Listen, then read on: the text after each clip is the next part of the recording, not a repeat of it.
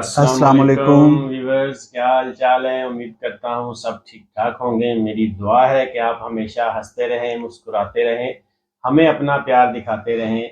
मेरा नाम है साबिर सुल्तान। मेरा नाम है मोहम्मद सादिक। आप देख रहे हैं हमारा यूट्यूब चैनल। हाजिर एक नई और एक्साइटिंग वीडियो के साथ। वीडियो है वर्ल्ड अफेयर की, प्रशांत धवन सर की वीडियो है। Viral video shows Pakistan Ukraine using Pakistani made weapon. क्या वीडियो है, मिलके देखते हैं, फिर उस पर करेंगे अपना रिएक्ट। हमारे रिव्यूज को जानने के लिए वीडियो को एंड तक लाजमी देखिए। अगर आप हमारे चैनल पर नए हैं, चैनल को लाइक कर दीजिएगा, सब्सक्राइब कर दीजिएगा, बेल आइकन को प्रेस करना मत भूलिएगा। बढ़ते हैं वीडियो की जाने। नमस्कार and welcome you all to world affair. मैं हूं Prashant Dhawan. Now recently Ukraine war से रिलेटेड एक बहुत ही इंपॉर्टेंट वीडियो है जो इंटरनेट पर वायरल हो गई है। यहां पर आप देख पाओगे वीडियो। इसमें यूक्रेन के सोल्जर्स जो इनको फॉरेन कंट्री से भेजे गए एम्यूनेशन है, जो असला बारूद है, ये इंस्पेक्ट कर रहे हैं, ये ओपन कर रहे हैं। यूक्रेन के सोल्जर जब ये सब कर रहे थे तब ये लोग वीडियो में ना इसको रिकॉर्ड भी करते हैं और इसको अपलोड भी करते हैं ऑनलाइन, ताकि दुनिया को दिखा सके कि देखिए कौन कौन से देश है, कहाँ कहाँ से हमको एम्यूनेशन आ रहा है। तो ये जो एम्यूनेशन है ये आया था यूके से, मगर जो वेपन की मैन्युफैक्चरिंग थी ये कई एक्सपर्ट्स ने नोटिस करी और ये कहा कि ये वेपन तो पाकिस्तान के बने हुए हैं। और यहाँ पर आप देख पाओगे यूक्रेन वेपन्स ट्रैकर एक ट्विटर का पेज है। इन लोगों ने यहाँ पर कहा कि बिल्कुल जो भी वेपन्स हम अपने सामने देख रहे हैं जो यूक्रेन की आर्मी ओपन कर रही है, ये एक्चुअली पाकिस्तान ऑर्डिनेंस फैक्ट्री ने बनाया है। जिस तरीके से आपको पता होगा इंडिया में था ऑर्डिनेंस फैक्ट्री बोर्ड, याद है, इसको तोड़ के हमने बहुत सारी कंपनियां बना दी थी। इंडिया में आज के समय ऑर्डिनेंस फैक्ट्री बोर्ड नहीं रहा। हाँ, यहाँ पे आपसे मैं क्वेश्चन पूछूंगा एक, जिसका आंसर मैं वीडियो के एंड में आपको दूंगा कि इंडिया में हमने ऑर्डिनेंस फैक्ट्री बोर्ड को तोड़कर कितनी कंपनियां बनाई है। ऑप्शन ए 6 कंपनियां, option B 7 company, option C 12 कंपनियां, या फिर ऑप्शन डी 15 कंपनियां। कमेंट सेक्शन में करिए उत्तर। सही आंसर मैं आपको दूंगा वीडियो के अंत में। तो खैर, हमारे यहाँ तो ऑर्डिनेंस फैक्ट्री अब रहा नहीं है। पाकिस्तान में आज भी एक ऑर्डिनेंस फैक्ट्री काम करती है और ये लोग ज्यादातर पाकिस्तान आर्मी के लिए गोलियां, असला बारूद बनाते हैं। ज्यादातर आप देखोगे पाकिस्तान में कुछ खास वेपन बनते नहीं है, मगर इंडिया से वॉर की प्रिपरेशन में इन्होंने ये इंश्योर कर रखा है कि कभी भी अगर मान लो लंबी वॉर हो गई तो पाकिस्तान को गोलियों की कमी ना पड़े। मगर अब विचित्र बात यह है कि जो गोलियां और असला बारूद, आर्टिलरी गन्स का एम्यूनेशन जो यूक्रेन यूज कर रहा है रशिया के खिलाफ, ये पाया गया है कि मेड इन पाकिस्तान है। और अब तो इसका प्रॉपर एविडेंस भी हमारे सामने है, वीडियो प्रूफ है कि पाकिस्तानी वेपन्स यूक्रेन में पहुंच चुके हैं। और इसलिए आपने देखा होगा रिसेंटली बहुत सारे इंडियन जर्नलिस्ट ने भी लिखा है कि हम उम्मीद करते हैं कि पुतिन ये सब देख रहे हैं कि जो कंट्री पाकिस्तान, जिसके करीब रिसेंटली रशिया जा रहा था, जिसको काफी हद तक रशिया ने और जगह सपोर्ट भी किया है, ये कंट्री किस तरीके से पूरी कोशिश कर रहा है कि यूक्रेन को मैक्सिमम वेपन्स पहुंचे ताकि यूक्रेन के सोल्जर्स रशियन सोल्जर्स को मार पाएं। अब यहां पर आप कहोगे मगर ये सब हो क्यों रहा है, पाकिस्तान जैसे देश से वेपन्स यूक्रेन में क्यों भेजे जाएंगे। देखो, अभी मैं आपको बता दूं कि यूक्रेन वॉर एक बहुत ही ज्यादा एक नाजुक मोड़ पे है। अभी आप अगर देखोगे तो ये है यूक्रेन वॉर का मैप। आप कहोगे वेट, यूक्रेन वॉर को ऑलमोस्ट अब 6 महीने होने को आ रहे हैं।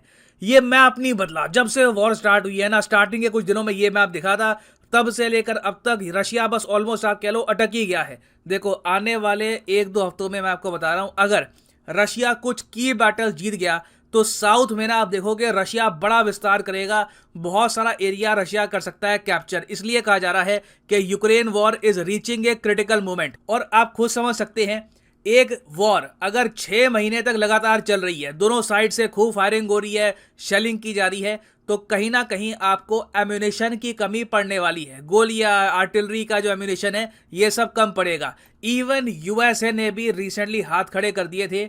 इन्होंने ये कहा कि देखो, हम आपको एक बार को वेपन्स तो भेज पाएंगे, मगर जो डिमांड यूक्रेन की एम्यूनेशन की है ना, क्योंकि देखो यूक्रेन ऐसा तो नहीं है कि आमने सामने लड़ रहा है रशिया से, ये लोग लड़ रहे हैं गुरिल्ला वॉरफेयर टैक्टिक्स से, छुप छुप के अटैक कर रहे हैं।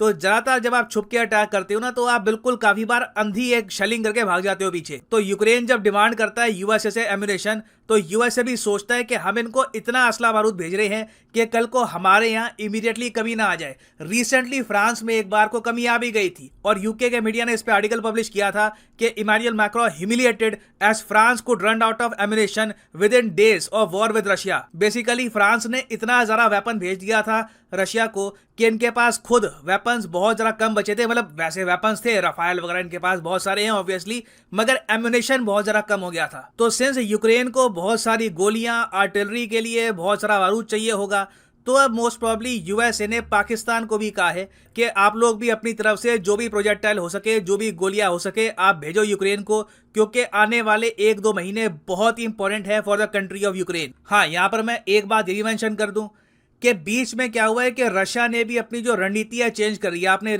सुना होगा, रिसेंटली बहुत न्यूज आई थी कि रशिया अब क्या कर रहा है कि पिन पॉइंट एक्यूरेसी से अपने मिसाइल, अपनी एयरफोर्स का यूज कर रहा है सीधा यूक्रेन के एम्यूनेशन डिपॉजिट्स को डिस्ट्रॉय करने के लिए। जहां पर यूक्रेन की सेना अपना जो असला बारूद स्टोर करती है, सीधा रशिया वहीं पर एक मिसाइल मारता है और इससे रशिया यह इंश्योर कर रहा है कि यूक्रेन लंबे समय तक यह युद्ध ना लड़ पाए। तो यह कोई सरप्राइज की बात नहीं है कि आज के समय made in Pakistan ammunition Ukraine में भेजा जा रहा है। और हिस्टोरिकली आप अगर देखो तो पाकिस्तान एक बहुत ही बड़ा बायर रहा है यूक्रेनियन वेपन्स का। आखिरी बार देखोगे अगर तो रशिया पाकिस्तान की डिफेंस डील हुई थी 2015 में, जब रशिया ने कुछ अटैक हेलीकॉप्टर सेल किए थे पाकिस्तान को। तब से लेकर अब तक आप अगर देखोगे तो पाकिस्तान ने कुछ मिलिट्री इक्विपमेंट परचेज नहीं किया रशिया से, जबकि यूक्रेन से ही आप अगर देखो तो टिल 2020 पाकिस्तान $1.6 बिलियन के वेपन परचेज कर चुका है, इंक्लूडिंग देयर T-84 टैंक्स, ये भी यूक्रेनियन मेड है। तो एक फैक्टर तो यहां पर ये हो गया।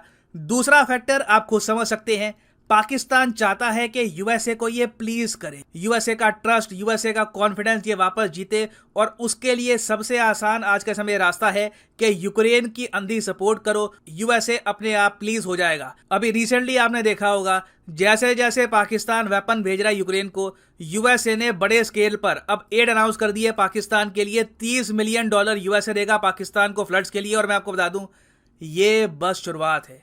यूएसए से ना आप देखोगे बहुत से डॉलर्स, हो सकता है कि बिलियन से ऊपर डॉलर्स सीधा पाकिस्तान को पहुंचे आने वाले समय में। ऑलरेडी हम देख चुके हैं कि आईएमएफ जो अमाउंट रोक कर बैठा हुआ था $1.17 बिलियन का, ये भी रिलीज कर दिया है। और पाकिस्तान के लिए पिछले 1 महीने में डेस्परेशन जो है पैसे की है बढ़ भी गई है। देखो, जब पाकिस्तान में फ्लड स्टार्ट हो गए ना, इनके जो टॉप लेवल पर लीडर्स इन्होंने देख लिया कि बाढ़ बढ़ने वाली है इन द फ्यूचर। पाकिस्तान में एस्टिमेट बताया जा रहा है कि 50 लाख लोग बीमार पड़ने वाले हैं बहुत ही जल्द, क्योंकि जब किसी कंट्री में बाढ़ आती है तो घर तो डिस्ट्रॉय होते हैं, लोग मरते हैं, मगर बाद में आप इमेजिन कर सकते हैं जब हर जगह पानी फैल जाएगा तो जो बीमारियां पानी से फैलती है, गंदे पानी से फैलती है, फॉर एग्जांपल डायरिया, टाइफाइड, उसके अलावा मलेरिया, ये भी फैलेगी तेजी से।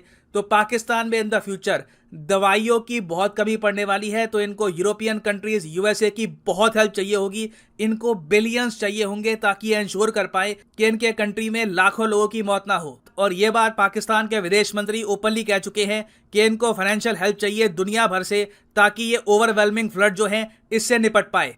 तो ये एक बहुत ही बड़ा फैक्टर है पाकिस्तान के यूक्रेन को हेल्प करने का। उसके अलावा आप अगर देखो, एक और बात मैं यहां पर मेंशन करना चाहूंगा जो ट्रूली आई ओपनिंग है। पिछले 4 महीनों से हम लगातार सुन रहे हैं, पाकिस्तान में डिबेट चल रहा है कि रशिया से ये ऑयल, गेहूं वगैरह कब परचेज करेंगे। इमरान खान ने कहा कि मैं परचेज करने वाला था, मुझे परचेज नहीं करने दिया। फिर बाद में नई सरकार आई, वो कहती कि हम अभी कर नहीं सकते, सैंक्शन का डर है। पाकिस्तान खुल के कहता है कि हमें सैंक्शन का डर है, इसलिए हम रशिया से कुछ परचेज नहीं कर रहे। जबकि आप दूसरी तरफ देखोगे अफगानिस्तान की हालत आप सबको पता है क्या है। अफगानिस्तान में जो तालिबान है ना, उसने ये कह दिया है कि हम बहुत करीब है रशिया के साथ एक डील करने के, जिसके अंडर रशिया से डायरेक्टली हम गैसोलीन परचेज करेंगे और ये लोग वीट भी परचेज करने वाले हैं। पाकिस्तान ये सब नहीं कर पाया, या आप देखिए कर नहीं पाया या फिर स्ट्रैटेजिक तरीके से किया ही नहीं, क्योंकि ये ऑब्वियसली चाहते हैं कि यूएसए को जितना ये प्लीज कर पाए उतना प्लीज करें। यूक्रेन को वेपन भेजेंगे, रशिया से ऑयल परचेज नहीं करेंगे। They are trying to be a good boy, ताकि इनको कुछ पैसा मिल जाए जिससे ये फ्लड से निपट पाए। तो आने वाले समय में आप देखोगे बहुत सारे पाकिस्तानी वेपन जाएंगे यूक्रेन में। देखना इंटरेस्टिंगली यहाँ पर यह होगा कि क्या रशिया इसको इग्नोर कर देता है, क्योंकि वैसे आप अगर देखो आज भी ना पाकिस्तान में एक भ्रम ये है कि पाकिस्तान का क्रिटिकल रोल था यूएसएसआर को तोड़ने में। यूएसएसआर जो टूटा था, ज़्यादातर कहा जाता है अफगानिस्तान में फेलियर की वजह से। उसमें पाकिस्तान कहता है कि इन्होंने टेररिज्म तालिबान के साथ इतना फैला दिया था कि यूएसएसआर के सोल्जर्स टिक नहीं पाए अफगानिस्तान में, और फिर उसके बाद यूएसएसआर डिसइंटीग्रेट कर गया। तो हिस्टोरिकली चाहे यूएसएसआर हो, उसके बाद अब जो रशिया की वॉर चल रही है यूक्रेन में, हमेशा पाकिस्तान ने क्रिटिकल मोमेंट पर रशिया को चोट पहुंचाने की कोशिश करी है। तो क्या रशिया यहां पर इसको इग्नोर करेगा या फिर पुतिन नोटिस करेंगे कि फिर से पाकिस्तान इनको हर्ट कर रहा है? ये देखना होगा। This will be very interesting to see in the near future. और हाँ, वापस आते हैं क्वेश्चन की तरफ कि इंडिया में हमने ऑर्डिनेंस फैक्ट्री बोर्ड को तोड़कर कितनी नई कंपनियां बनाई थी? तो सही आंसर इसका है 7 new corporate entities were created after restructuring of ordnance factory board. और फाइनली आप सब लोगों के लिए इंपॉर्टेंट इन्फॉर्मेशन, जी तो व्यूअर्स, वीडियो हमने देखा। वीडियो था पाकिस्तानी जो असला बारूद है वो यूक्रेन फौज इस्तेमाल कर रही है, और वो आया किसकी तरफ से है? वो यूके की तरफ से आया। अब मुझे ये लगता नहीं है कि पाकिस्तान डायरेक्टली यूक्रेन को असला बारूद फराम कर रहा होगा। पाकिस्तान से ख़रीदा होगा, यूके ख़रीद सकता है, यूएसए ख़रीद सकता है, कोई डील ऐसी हो सकती है जिसके ज़रिए अब यूक्रेन को मुसलसल जो असला बारूद है वो तो फराम किया जा रहा है।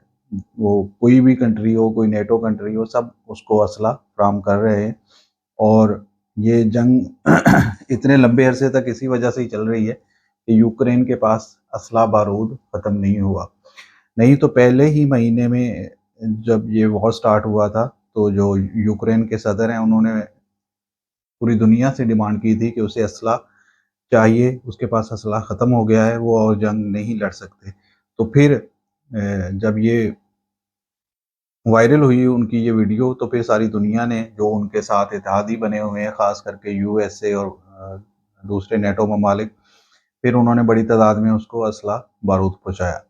अब पाकिस्तान भी असला बनाता है अपनी फ़ौज के लिए, क्योंकि हमारे पास इस्तेमाल करने के लिए जो असला है वो हमारे जो दहशतगर्दी के इलाके हैं या बलूचिस्तान में कहीं हमारी फ़ौज रहती है, तो उसके अलावा जितना भी है वो सिर्फ गोदामों में पड़ा हुआ है। यहाँ वो है जो ममालिक हमसे असला ख़रीदते हैं, उनके लिए असला बनाते हैं। अपनी ज़रूरत से ज़्यादा अगर असला हमारे पास है तो हम किसी को भी बेच सकते हैं, किसी को भी सेल कर सकते हैं।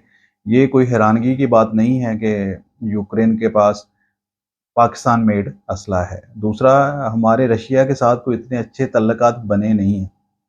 बनने वाले थे या नहीं बनने वाले थे, उसको रास्ते में ही काट दें। रशिया, सारे ममालिक अपने तल्लुकात को बेहतर तरीके से जानते हैं, हमें किसके साथ अच्छा तल्लुक रखना है, किस वक्त में किसके साथ अच्छा तल्लुक नहीं रखना।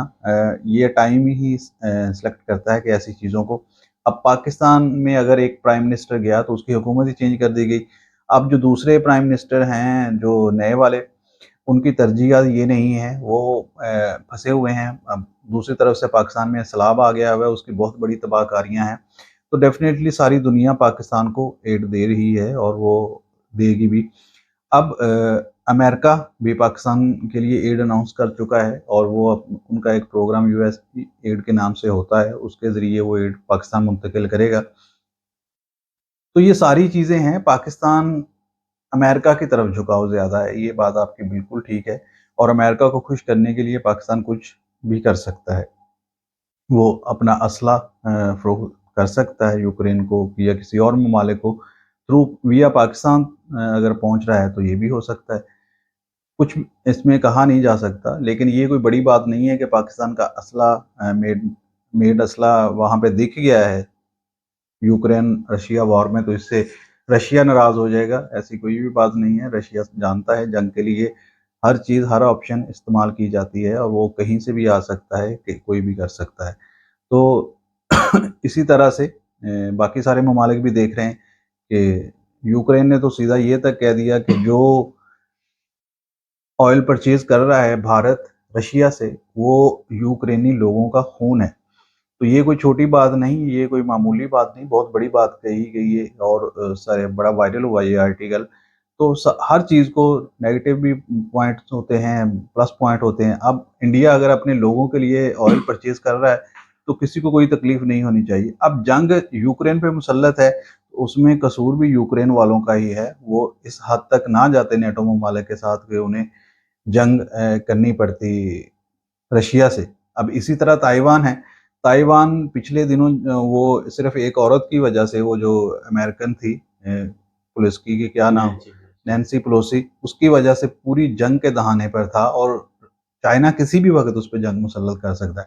अब जब जंग आपके सर पर आ खड़ी हुई तो फिर आप क्यों रोएं ना उसको, जंग को फिर आपको लड़ना भी पड़ेगा।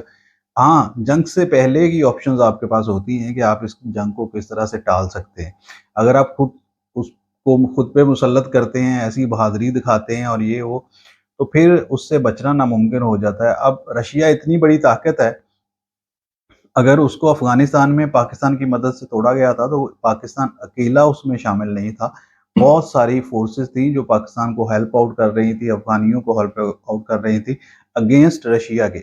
इसी तरह ऐसा हो रहा है कि यूक्रेन में रशिया को तोड़ने के लिए जितने भी नेटो ममालिक हैं, सारे अपनी क़ुव्वत इस्तेमाल कर रहे हैं।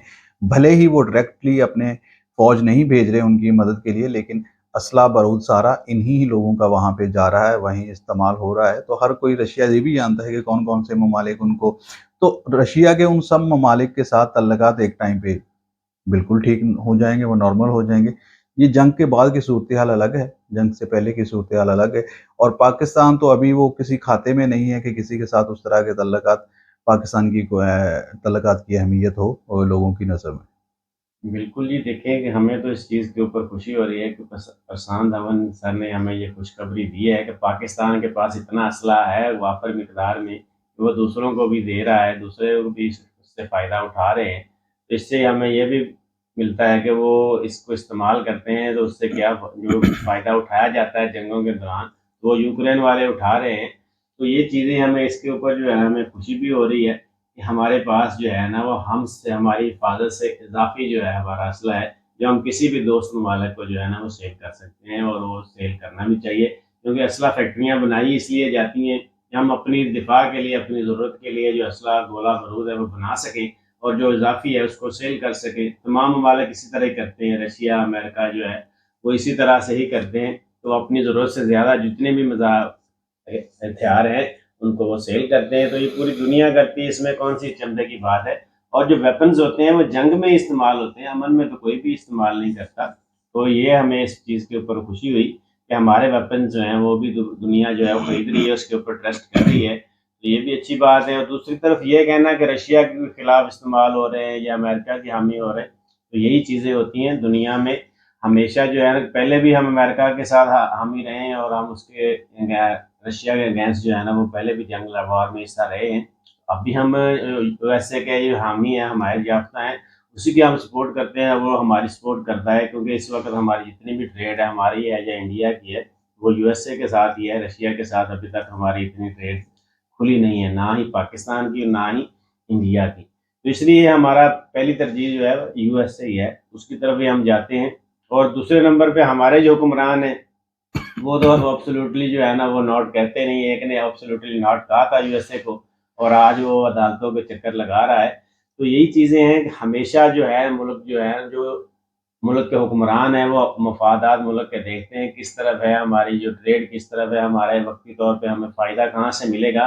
तो यही चीज़ें होती हैं, यही मौक़े होते हैं, हर मुल्क जो है ना वो उससे फ़ायदा उठाता है। और अगर पाकिस्तान ने अगर वो डायरेक्ट यूक्रेन को वेपन्स भेजे हैं या यूएसए के थ्रू भेजे हैं, जिस तरीके से भी भेजे हैं, पाकिस्तान ने उसके ऊपर जो है ना अपना जो है फैसला किया और वो आगे उन्होंने उस तरफ भेज दिया और उसको अब यूक्रेन वाले अगर इस्तेमाल कर रहे हैं, तो ये भी हमारे लिए गौरव की बात है कि वो यूएसए के बनाए हुए जो वेपन्स हैं, उनके साथ पाकिस्तानी मेड इन पाकिस्तान सुनने के लिए हमारे तो कान तरस गए थे और आज हमें खबर भी मिली है, तो वो भी सोशल मीडिया के ज़रिए प्रशांत धवन सर से हम इसके लिए भी उनका शुक्रिया अदा करते हैं कि उन्होंने हमें ये इत्तला दी कि मेड इन पाकिस्तान भी कोई चीज़ें दुनिया में सेल आउट हो रही हैं, इस्तेमाल हो रही हैं। तो ये भी हमारे लिए चलें किसी तरह से भी है खुशी की बात है। तो तल्लुकात जो हैं वो हमेशा देखिए कि पाकिस्तान का खित्ते में एक अहम रोल है। वो जब जिस वक़्त वो अपने पाँव पे खड़ा हो जाएगा, एक लीडरशिप वहाँ पे आ जाएगी, तो पूरी दुनिया, रशिया, अमेरिका, क्या सारी दुनिया उसको एक्सेप्ट करेगी कि पाकिस्तान एक खित्ते का अहम रोल है और उसके बाद उसके आगे पीछे जो है ना कोई बात हो नहीं सकती। तो यही चीज़ें हैं कि चाइना भी यही इसको अहमियत को समझता है, अमेरिका भी समझता है और रशिया भी समझता है। तो इस चीज़ों को इस तरह नेगेटिव जो है ना नहीं लेना चाहिए, पॉज़िटिव ही लेना चाहिए। अब देखें इस वॉर शुरू होने के बावजूद इंडिया ने जो है रशिया से वो ऑयल परचेज़ किया। अभी तक वहाँ पे पहुँचा है या नहीं पहुँचा है इसकी अभी कन्फर्मेशन नहीं मिली, लेकिन उसके ऊपर वो बयान भी आए हैं।